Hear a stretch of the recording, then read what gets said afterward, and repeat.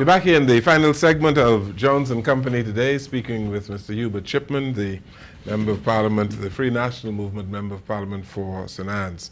And we spent some time dealing with crime, and I want to talk about the other so-called hot button issue that we have in the country, which is immigration. And as of November 1st. Which is tomorrow. Yes, Saturday, November 1st, there is a new plan or policy by the Department of Immigration. You've read it? I've read the points that was released after the presentation of the House Assembly, yes. What do you think of it?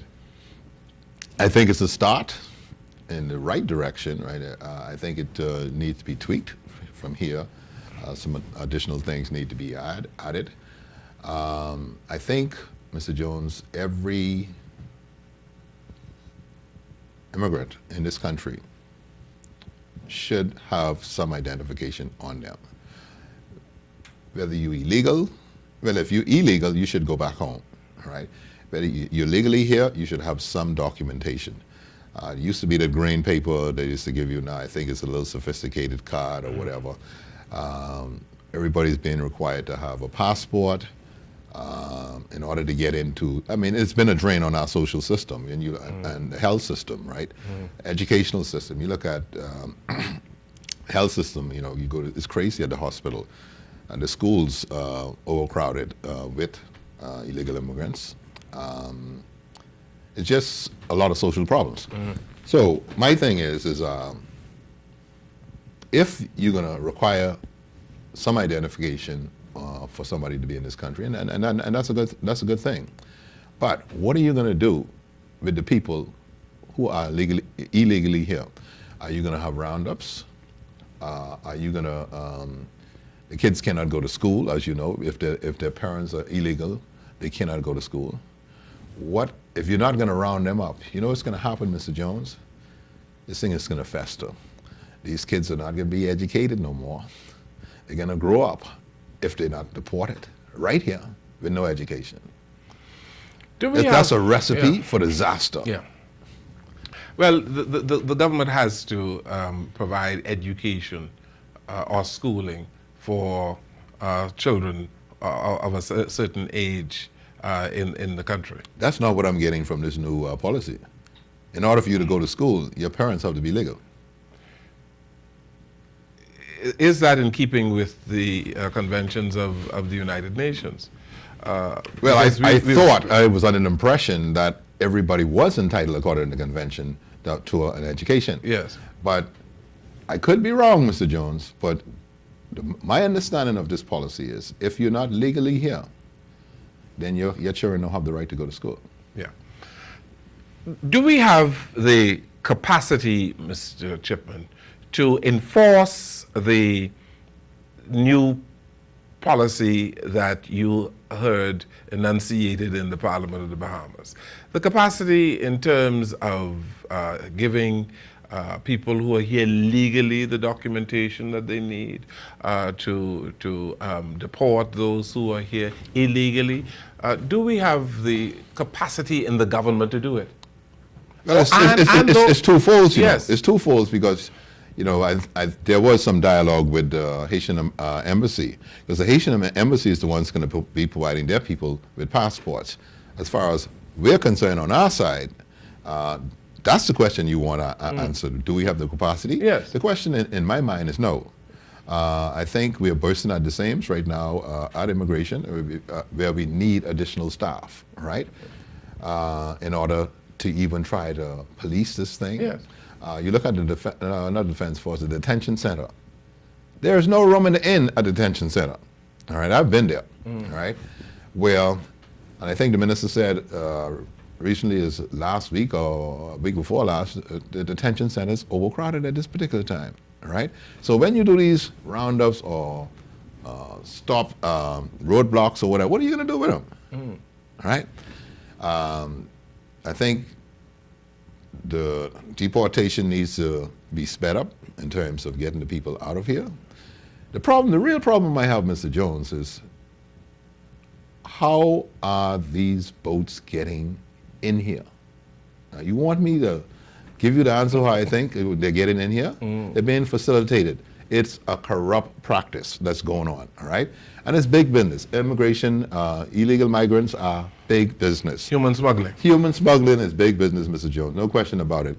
You see, Mr. Jones, I've spoken to mailboat captains, I've spoken with yachtsmen and stuff like that. For you to radio in, and mailboat captains tell me they stop radioing in. It's a joke. There's nothing that's going to happen. You going from here to Long Island, you spot two Haitian boats or whatever the situation is. I'm just using Haitians because we have more than Haitians in this country, and I don't want to identify them as, oh, this is, I think the Haitians are a bigger problem that we have than probably any other migrant, right? But a Haitian boat leave north end of Haiti, come all the way past, come all the way up through the chain of islands. We don't forget, Mr. Jones, we're in the northeast Bahamas, right?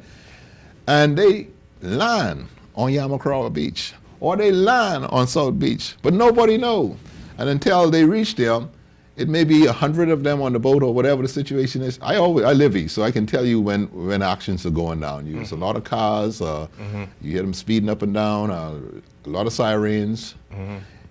All right, 100 come on the boat, you catch 10.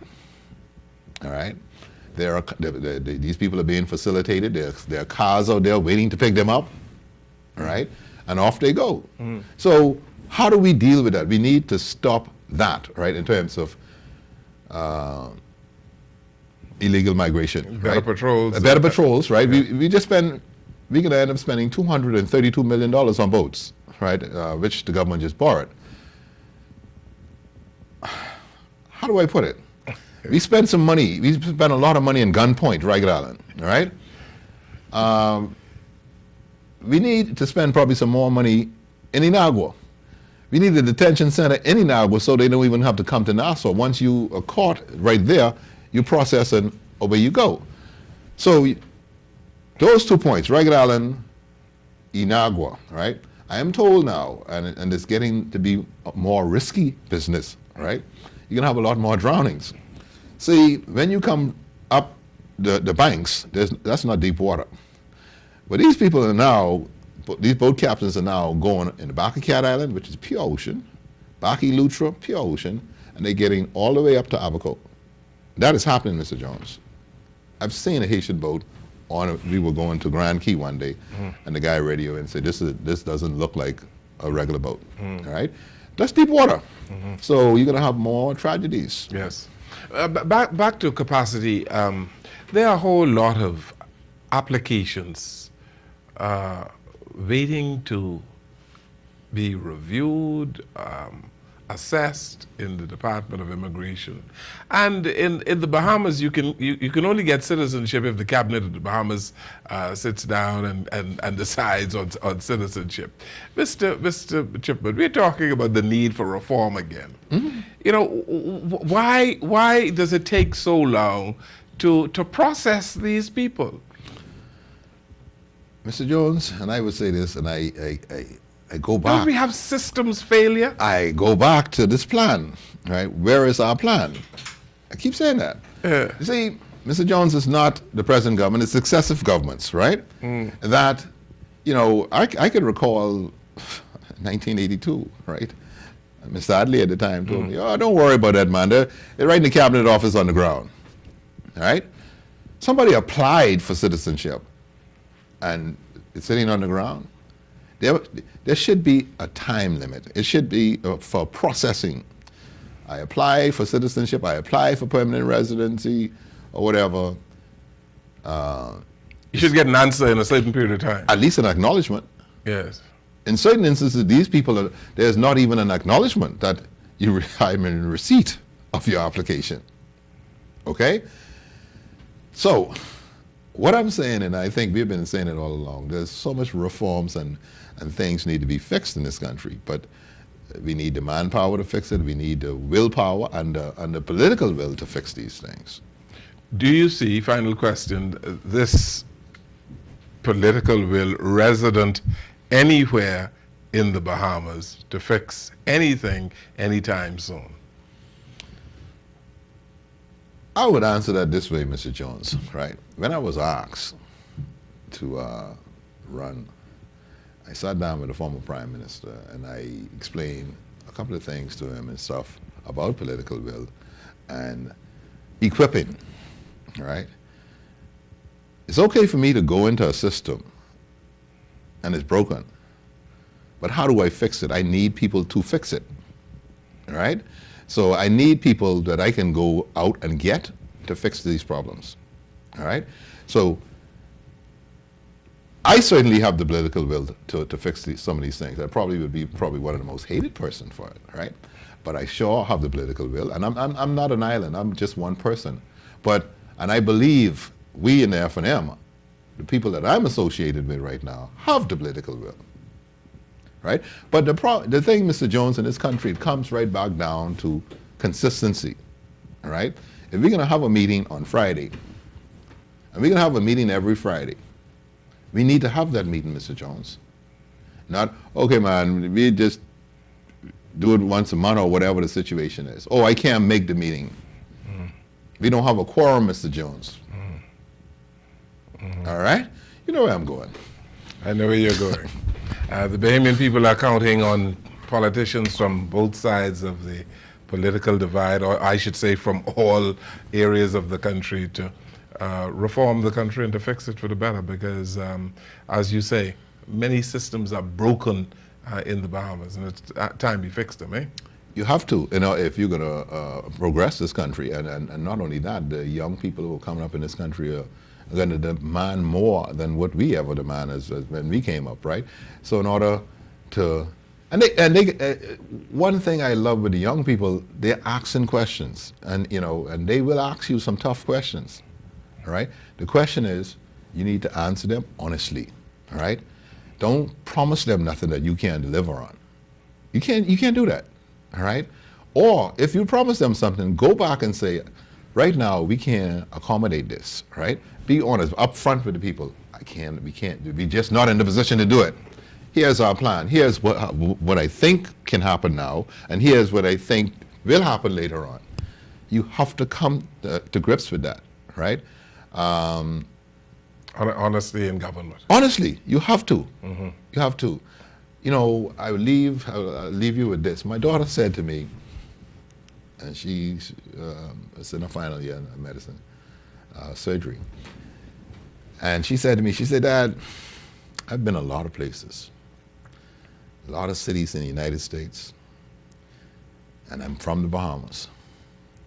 She says only 2 places she have ever been that the only thing they want to do is party. What you doing later? Let's go for some drinks, right? That is New Orleans, Louisiana, and Nassau, Bahamas. She said, we're just good time people.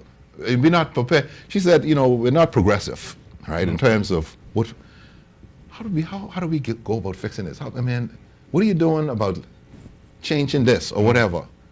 We're gonna find out what you're drinking later, all right? I'm not trying to be sarcastic, Mr. Jones. Yes. I'm just trying to be right up front. Yes. What are you doing this weekend? Right? That's good time people. Good time people. Let the good times roll. Chippy, thank you so very much. Appreciate your being here today. This has been a very nice, frank conversation. Man, you got to come back often to be with us. You know what? See, you never asked me to do this, All right.